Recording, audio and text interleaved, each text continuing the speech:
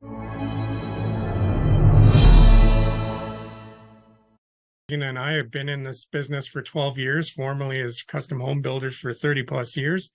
It's the preparation that we come in with. And, I learned very early in my career to always, and I'm a high D personality and an I type personality. So details are not necessarily my best friend. I just want to get the meat and potatoes and get going. But I've come to learn that one of the biggest things is preparation, and preparation is key. So when I go to do my class on the listing presentation, and or even today, everybody that's left their emails and other things, I am happy to send out some of the stuff that we use so that we can always make sure that our preparation is set out and, as best in control as possible. So for us, part of our preparation is having a really good listing presentation and buyer presentation. And, on the listing side of things, which is something that we've been more listing heavy than buyer heavy, and that whole list to last. And I'm going to talk about that too, the list to last side of things, and just throw a little bit of a flip spin on that. We make sure that when we get on the phone with somebody, and Gina and I work in a nurturing type of environment, we do a lot of online lead generation. So we're very dialed into the practice of what we're doing every day when it comes to the dials, getting people on the phone, the conversation base, and then moving into getting an appointment or a follow-up, right? Because even for us, a follow-up call or text or email is kind of an appointment, even though some may say it's not.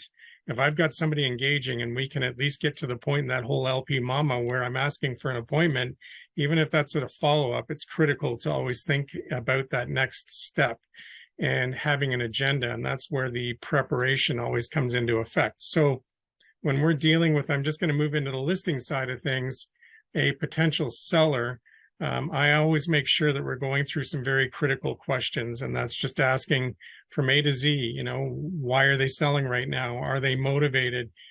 Chris brought up a lot of those points. And it's something that we go through so that prior to the appointment, we get to ask some critical questions, gain some critical information. And that leads to us having better confidence in what we do, right? Because we've now got a system around what we do. And then the confidence comes into play. So we go through a lot of A to Z questions, get them to the place of, we pre-qualify them, right? Which is what I'm going to move into next. And then in the pre-qualification side of what we do, we definitely want to know that they're motivated to sell. I'm not interested, frankly, at this point in my career, putting for sale signs on people's properties to watch them, get spider webs and everything else on them and not a sold sign. That's one of the privileges as a realtor. We get to prepay our sales, right? We have to invest in our sales to be able to get sold signs on them. So I think, for me, what's really critical is always making sure the pre-qualification side is there. And we ask very critical questions around that. I think, you may feel some hesitance in the beginning of a career if you're on the front side of your career to ask those certain things, but it's really critical that you make sure that you're really pre-qualifying your client, asking motivation, where they're going, are they selling to buy, are they stepping out, especially when we go into a market shift like we potentially are. It's one of those times that in Canada, we're actually in a pretty heavy market shift, not in favor of the selling side of the proposition. I'll expand on that in a bit, but, that allows us to really know, firstly, through pre-qualification, do we even want them as a client?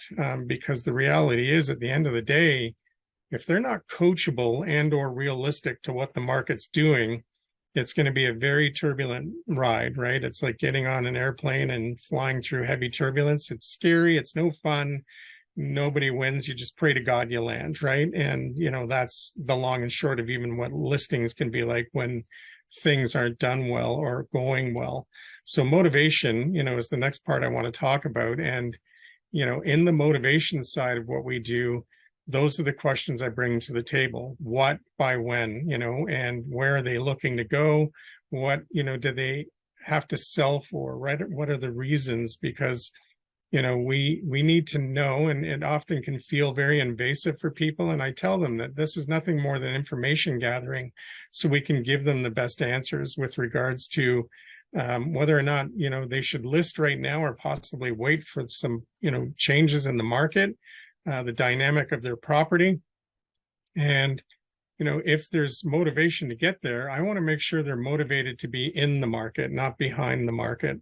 Especially, I can't speak to what some of you are going through in the States. There are pockets that are still doing quite well and some that are starting to soften and some are correcting, but definitely in Ontario, we're in a heavy correction here. We've already seen about a 15% price correction and more in areas this year. So for us, motivation is critical, because if I tell you that, your house, we have a conversation on the phone and I ask you where you think the value of your house is, and you say, oh, you know what, I see houses for sale for 1.2, 1.3 million. I always have to sort of say, well, that's also a wish list, right? If it's not sold, that's kind of a wish price. It doesn't necessarily dictate that that's the actual value of a house.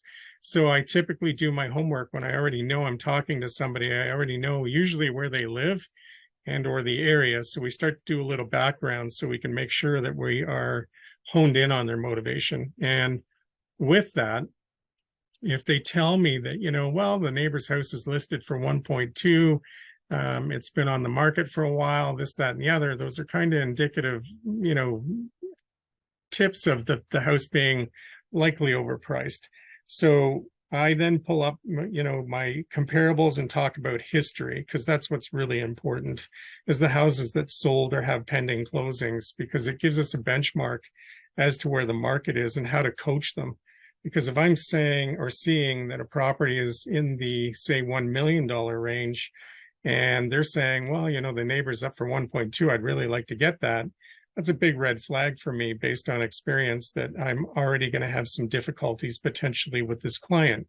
So we move right away into putting facts in them, and that's where preparation again is key. So you're working in a circle here, through making sure that we've got a lot of that listing information that, the sold information or history that doesn't lie. It allows us to really coach them to a place of, hey, it's great. We all would love to get, $10 million for our houses. However, the market is just not going to bear that right now. So, do you feel if we can get you in the range of where the market is right now, that that's satisfactory for you? And, that very clearly gives us a yes or no answer. There usually is no maybe or we'll see.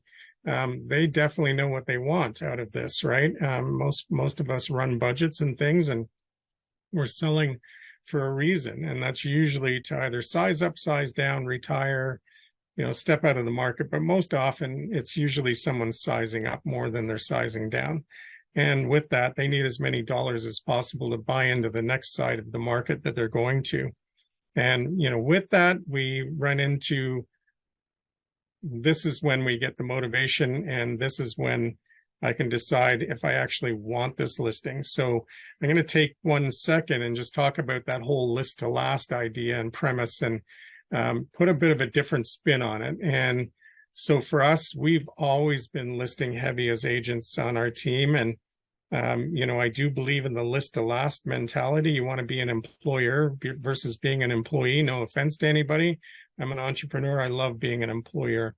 And so with the list to last, the one thing I definitely know that got us in trouble, because we went through a correction in 2017 here that was pretty swift and pretty heavy for about a year and a half until the front side of COVID, when things started to really, really pick up again.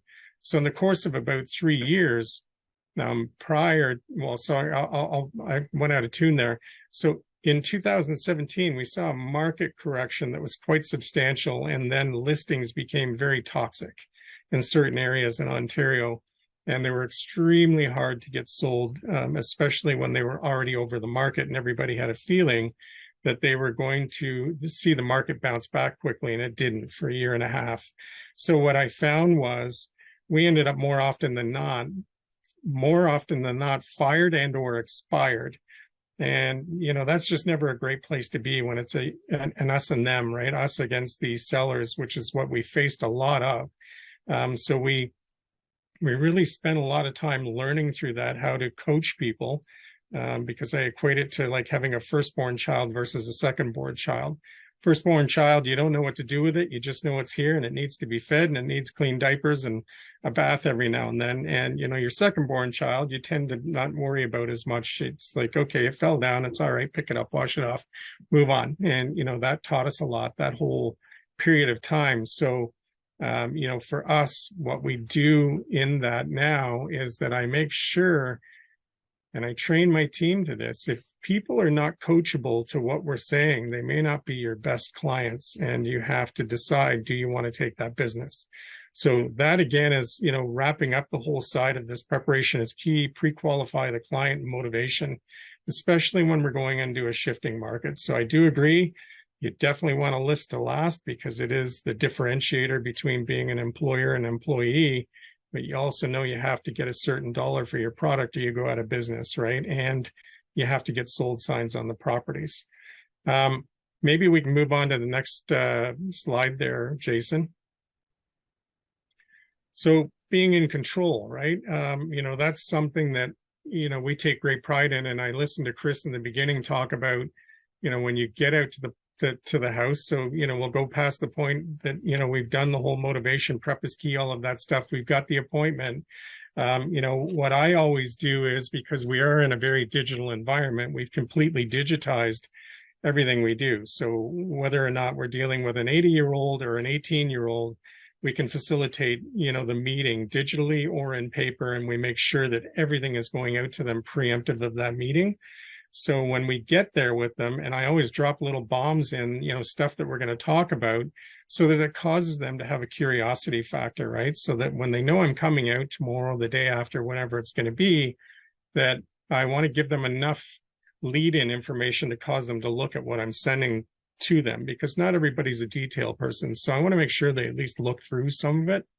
And the critical parts of that are, just making sure that they know what we do, some of our value proposition before we even get into our value proposition. So it causes them to ask me about that, and we face it head on and, move into why we potentially are the best people for them. So by being in control, that means also too, in our community, I know who my competing realtors are, right? I know their strengths, their weaknesses. We don't go there with any intention of defamation of anybody, but we definitely know, for the most part, in the communities we work in, who's likely going to be getting an appointment call as well as us. And that way we can really position ourselves to be in control. And when we go to the properties, couple of critical things, Chris, brought it up. I kind of leave it as an either or. When we do a walkthrough on a house, I often like to be able to walk through and not have them with me, because it gives a very unbiased opinion of the house, right? That I can, not be swayed or influenced by them and or have awkward conversations. And frankly, it takes a long time. If they're, chatty Cathys, you could be there an hour just walking through the house before you even get to sit down at the table. And, to his point too about that, being in control, I always like to be at a table. I've found it, if we go to an area in a living room, couches, chairs, things like that, it's often very awkward because you can't do your presentation where you're facing them, you're across from them. You don't have any place, to put your computer or paperwork, however you're showing up. So I tend to encourage to want to be right across from them. And, we use a lot of NLP, neuro-linguistic programming. So we're mirror and matching, doing a lot of what they do. If they turn sideways, we turn sideways. If they put their hand on their chin, we put our hand on our chin, scratch their ear. We mimic a lot of what they do. And something I also do very early when I'm in a listing appointment is to look around the house, right, and find a theme. And that's where part of your value proposition comes in. And, we've done this extremely well over the years, we feel, and won a lot of business because of it, because almost everybody has something in their house that is repetition, right, or repetitious. So it's artwork, jewelry, clothing, colors. There's something that's in the house that's always repetitive that means something to them because it brings joy to them. It's all over the house.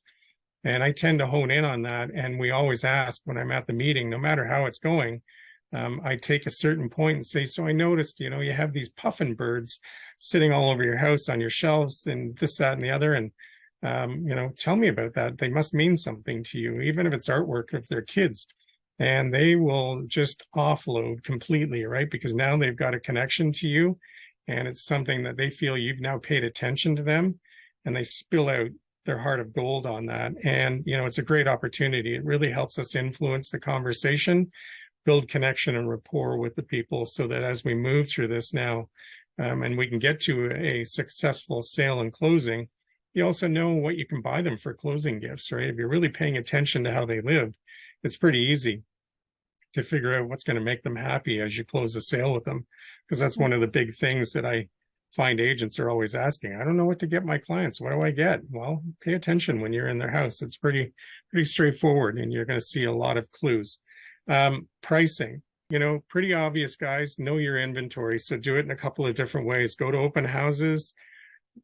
Go do visits, go out, book appointments, go through, even if you don't have your own listings or buyers, go and just book buyer showings, right?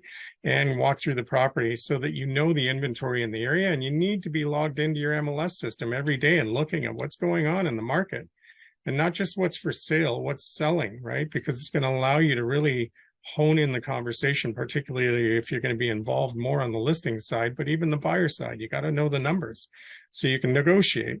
And that leads me to the last part, commission. And that's something that I'll be putting up, and I can send out to you guys.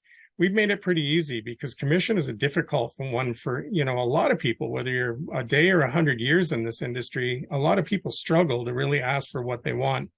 We've made it really easy. I developed a commission schedule that we send out digitally and or hard copy, or when we're sitting in front of them, it's sitting right there. It's one of the first documents that's on the table, and it's very flashy, and it gives them the option from a low to a high. There's about a 2% range of split. And then we allow them to make the decision what they want to pay, right? Because I already know I'm good. I've built that. So I'm good with whether I get the low side to the high side, and or what I can negotiate anywhere in between, depending on whether they're just selling and buying, or whatever they're going to do. Sometimes we've had clients do 3-4 ends with us, so I certainly then give them some commission benefit, right? And we negotiate that all the way through based on each transaction taking place. The only one thing I would caution anybody: somebody tells you they're going to do 5 deals, they want a commission break, don't do it. Because the 5 deals may never be more than 1 deal. And if you gave them all that front load, you're going to be working for free in the beginning, and that is never a great thing. So, it's an equal opportunity.